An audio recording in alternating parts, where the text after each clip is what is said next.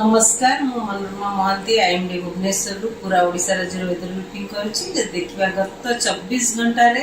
अधिकांश स्थान रे हल्का मध्यम धरण वर्षा रेकर्ड होइतबा सहित दुईटी स्थान रे प्रबल वर्षा रेकर्ड करा जायछि।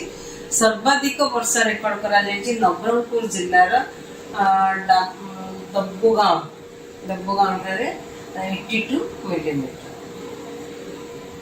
आउ जदि देखिबा आज पर्यंत जो मानसून रो वर्षा आज पर्यटन टोटल वर्षा आम राज्य में 677.5 मिलीमीटर आम नॉर्मल वैल्यू रही 724.8 मिलीमीटर जहाँफल कि वर्तमान भी नॉर्मल वैल्यू ठारू 7% कम रही वर्षा आम राज्य में।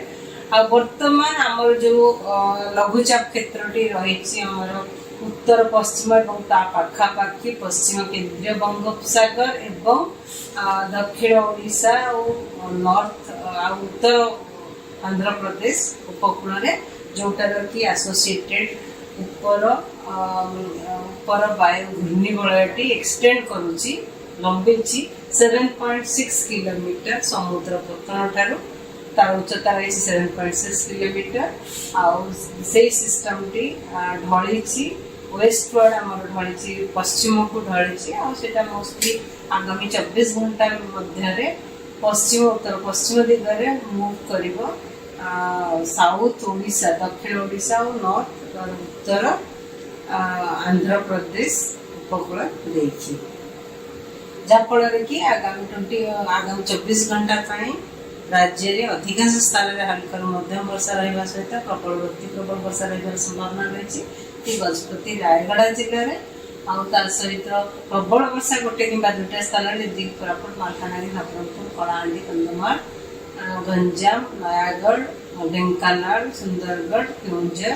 मयूरभंज और जाजपुर जिले में सहित अलग जिला गुड़िक गोटे कि दुटा स्थान में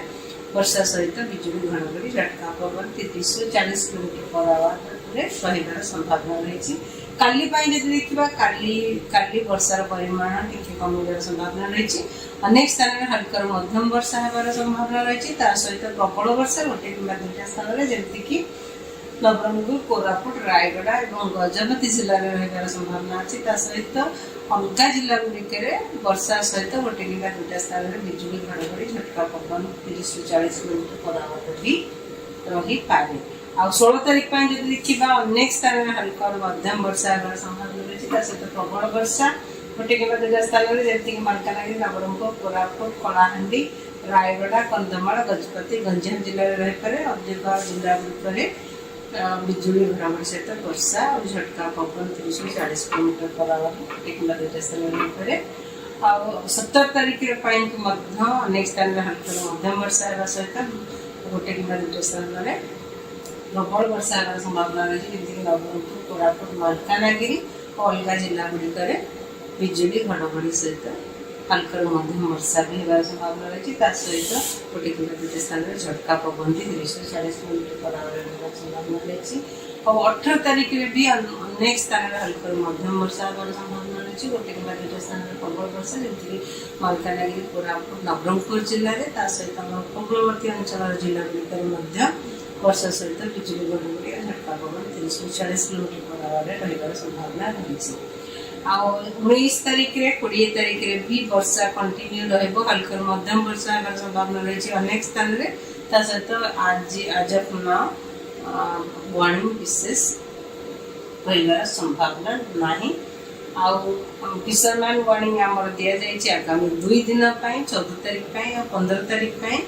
पूरा ओडिशा कोस्ट रे सहित वेस्ट सेंट्रल आउ north west Bay of Bengal भी वार्निंग रहिबो जोटा कि स्कली वेदर रहिबो माने वर्षा सहित पवन गति 40 से 50 kilometre per hour gusting to 60 kilometre per hour रहिबार संभावना रही। मत्स्यजीवी मानक एडवाइस करा जायछि कि समुद्र भीतर को न जावाई माछ धरिया बेसिकली आमर ओडिशा उपकूल और उत्तर पश्चिम बंगोपसागर एवं पश्चिम केंद्रीय बंगोपसागर को जावाई मना करा जायछि। धन्यवाद।